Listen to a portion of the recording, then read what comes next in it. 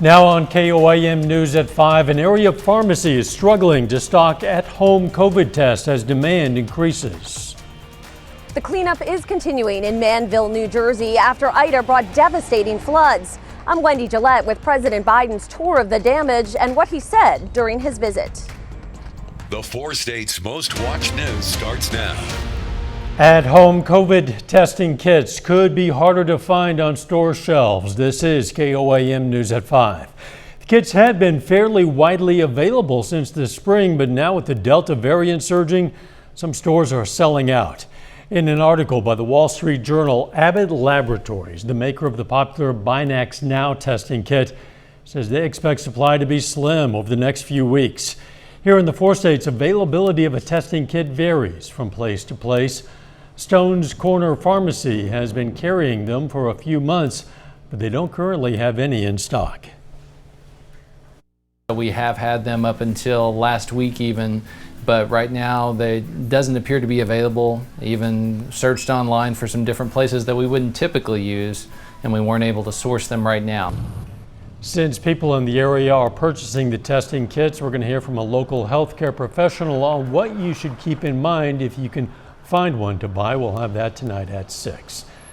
The Missouri Highway Patrol released some statistics from the Labor Day weekend. Authorities say there were 351 vehicle accidents over the holiday weekend with 103 injuries and 7 fatalities. When it comes to people on the water, there were 7 reported boating accidents with 4 injuries and 1 death. There were no reported drownings over the weekend. Nick Kelly joins us now with a first look at the weather. Good evening, Dow. We've had a pretty good day once again. Quite a mild start this morning, but a little bit hot this afternoon. Thankfully not hot and humid. The sky still looking okay from 7th and Rangeline from the east side of Joplin. That being said, though, I'm keeping an eye on the radar as we go through the rest of the evening, because even though we haven't had anything to keep an eye on throughout the rest of the day, or through much of the day so far, we actually have our next cold front draped just to the north and west of the region. That's going to be the focal point for some isolated rain and thunderstorm chances throughout the rest of the evening, but I think they're going to taper off as we go through the overnight. Certainly we've got a lot of heat for this front to work with, but most of us between 90 and 93. As the rain chances pick up, temperatures will fall back to the 80s, the 70s, but behind the front, lower 60s for most of us. We'll see how nice the next few days look behind this passing front here in a bit, though. Nick, thanks. President Biden toured neighborhoods in New York and New Jersey damaged when the remnants of Hurricane Ida barreled through. He promised federal help for some residents, but some are not sure they'll get everything they need. Reporter Wendy Gillette has the latest from Manville, New Jersey. This is my family album. Anita Menti's family photographs were washed away by the floods in Manville, New Jersey, unleashed when the remnants of Ida roared through last week. The curb outside the home that's been in her family for 30 years is lined with ruined belongings. What do you want done? I want to change the infrastructure. I would like to have to see that the people, that the Manvillians and Manville itself is being cared for. President Biden toured the damage in Manville and spoke with local leaders about how the federal government is trying to help and why climate change has added urgency to Congress passing his infrastructure bill. I think the country's finally acknowledged the fact that global warming is real and it's moving at an incredible pace. The president is also stopping in Queens, New York, where several residents died when floods submerged their basement homes. He approved major disaster declarations for 5 New York counties and 6 in New Jersey, allowing individuals and businesses to receive federal aid for repairs and temporary housing. Nearly every street in Manville looks like this, piles of debris outside homes. Crews are beginning to clean it up, scooping it into dumpsters. Anxiety, stress. Donna Bazold says she's dealing with many emotions after losing everything she owned. You know, I can't afford to keep replacing furniture all the time and living on eggshells all the time. Every time it rains heavy, I'm a nervous wreck. After enduring 2 major floods in her apartment, she says she's moving and never coming back. Wendy Gillette, CBS News, Manville, New Jersey. The $1 trillion infrastructure bill pending in Congress would modernize roads, bridges, sewers, and drainage systems to make communities better able to withstand powerful storms. 5 of the men accused of helping the 9/11 hijackers are in military court today in Guantanamo Bay, Cuba. The hearing comes just days before the 20th anniversary of the terror attacks that killed almost 3,000 Americans. Despite the case lingering for more than a decade now, there's still no trial date on the calendar. The Taliban announced an all-male interim government for Afghanistan that's stacked with veterans of their hard-line rule from the 1990s and the 20-year battle against the U.S.-led coalition. And there continue to be reports the Taliban is blocking U.S. citizens from leaving Afghanistan. However, Secretary of State Antony Blinken, during a stop in Qatar where Afghan evacuees are being processed, denied Americans are being blocked from leaving. 6 inmates dug their way out of a prison in Israel in the biggest jailbreak of its kind in that country in decades. The Palestinian prisoners reportedly dug their way out with a rusty spoon hidden inside the cell. Israeli forces launched a massive manhunt for the prisoners after farmers tipped off police about suspicious men in their fields. Fugitives were convicted of planning or carrying out attacks that killed Israelis. Hundreds of Palestinians celebrated the escape, calling it a heroic escape, as they waved flags and handed out candy across the West Bank. Still ahead, a new app helping emergency crews. Needing emergency help can be terrifying. I'm Dina Demetrius, and I'll show you the latest technology helping rescuers pinpoint your location in seconds. And next in Healthwatch, health officials worry about another spike in coronavirus cases after the Labor Day weekend. Topping today's Healthwatch, there's concern the surge of COVID cases is going to spike even more after so many people traveled over the Labor Day weekend.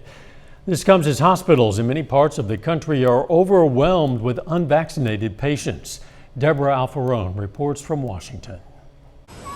Public health officials are bracing for another possible COVID-19 surge.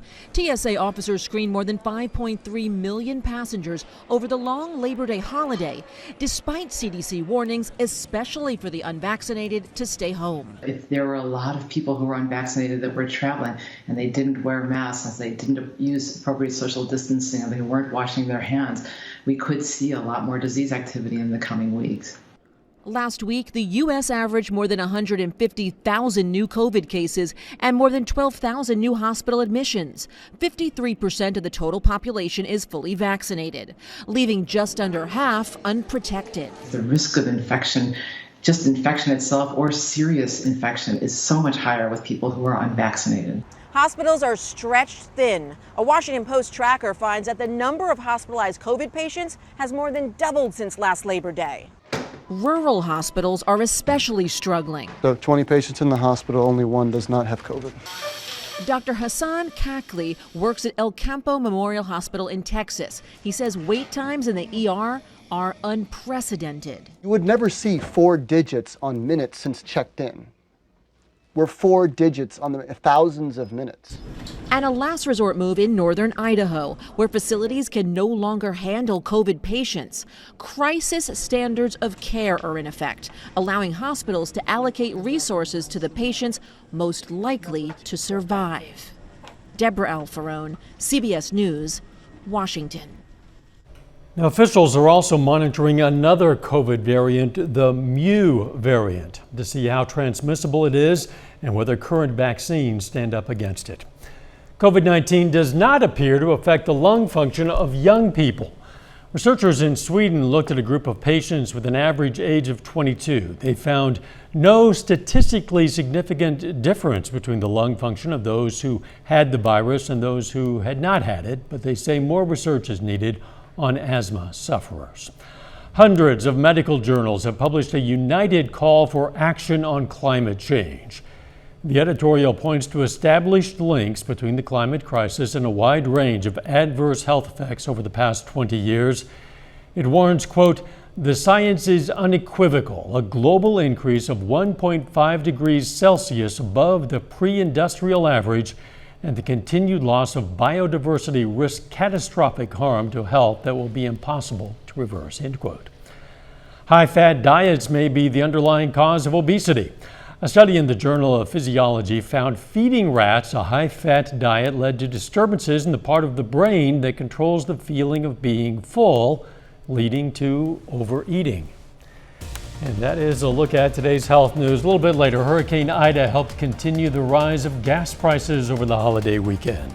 And we saw our temperatures rise a little bit for today, but they'll cool down quite a bit with our front working through this evening. Forecast next. We kept things pretty quiet once again today, but temperatures inched a little higher compared to the low 90s that most of us at least saw yesterday.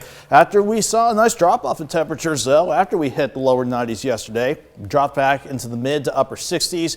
A good jump to 93, 94 degrees this afternoon so far at Joplin Regional.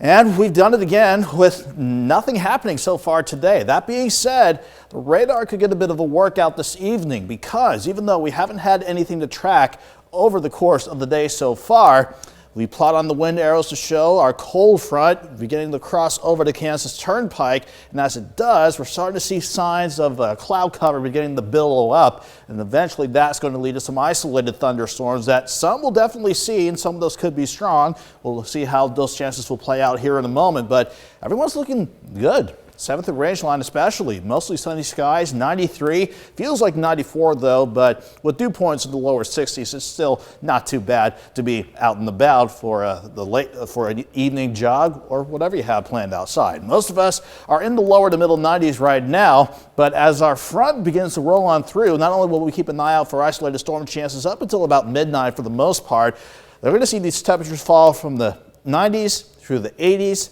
through the 70s, ultimately down into the upper 50s and lower 60s. So even though this may not be a potent front for us in terms of thunderstorms, better chances of that certainly around the Great Lakes region today. We've got a good area of high pressure building behind the front. That'll bring in another reinforcing shot of dry air, and not to mention keeping temperatures in the 80s for the next few days. Not to mention a little upper level energy riding along the passing jet as well. Both of those are going to work together to give us some isolated thunderstorms. You can see, however, the future track doing a good job of showing absolutely nothing right now. As we go through the rest of the evening, though, you can see how as the front rolls through, the isolated storm chances pick up. Some of these, again, could be strong, but we're not really at a good setup for any severe weather. Still, I'm not going to rule out maybe some pockets of heavy rain, maybe some minor wind gusts, but that should be just about it. These isolated rain chances continue through the 10 o'clock hour, and then for the most part, they're out of here by midnight. Technically, you can argue maybe a stray shower or two overnight in our southern counties, but everyone's dry. And quite a bit chilly to start your Wednesday morning out with upper 50s to lower 60s for lows. And then we're looking just downright good with high pressure building in for the rest of our Wednesday. 61 in the morning, 79 by noon. Afternoon highs around 84. We'll call it a light north breeze at 5 to 10 throughout the day. That'll send lows back into the upper 50s to near 60 again on Thursday. And then right back into the mid 80s for Thursday afternoon before we see signs of this upper level ridge start to build back in. I think that's going to keep us dry for the most part this weekend, but then by next Tuesday we'll see if another system can come by and give us maybe some isolated thunderstorm chances by next Tuesday.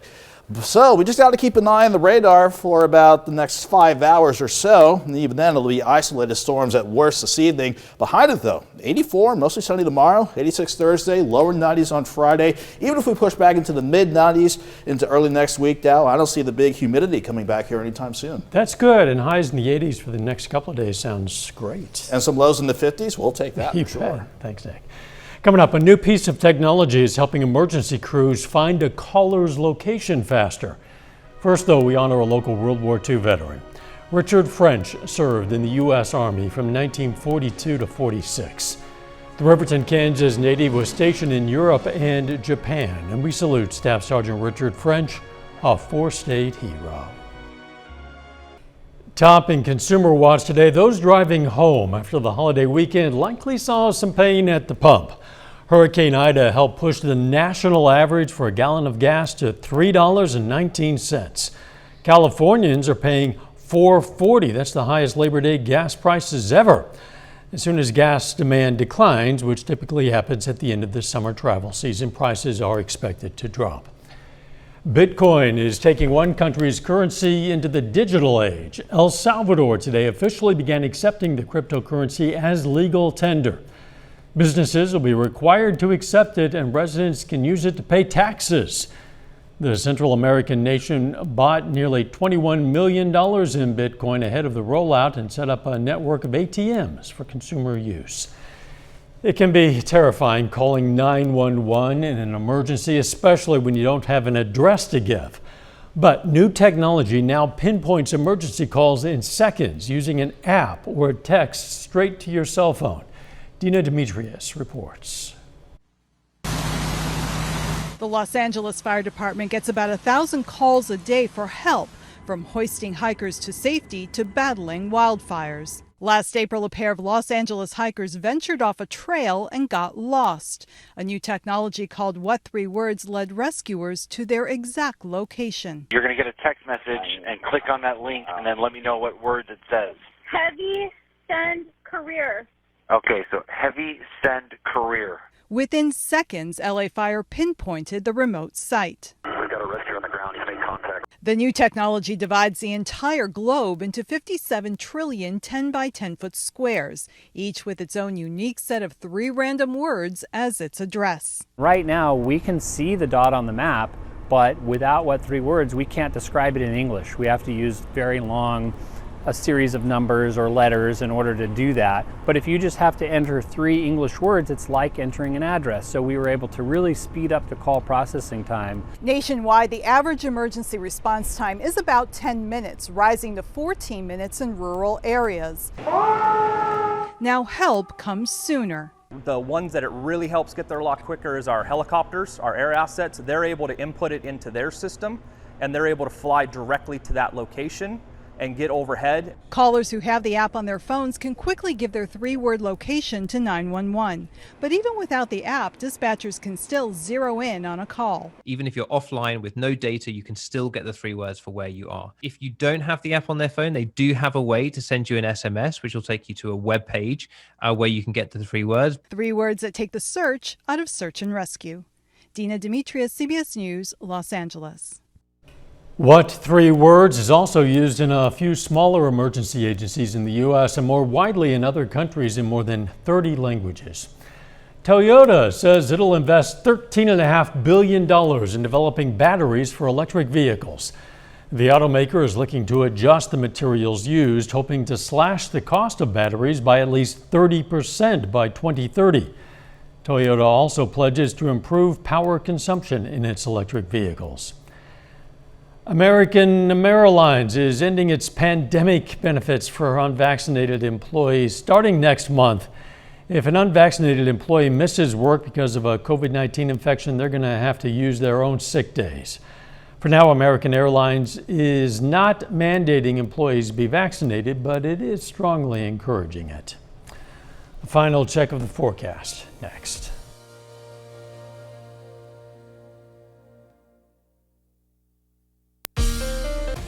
The CBS Evening News is next. Then on KOAM News at 6, we're going to hear more from an area pharmacy about difficulties stocking at-home COVID tests.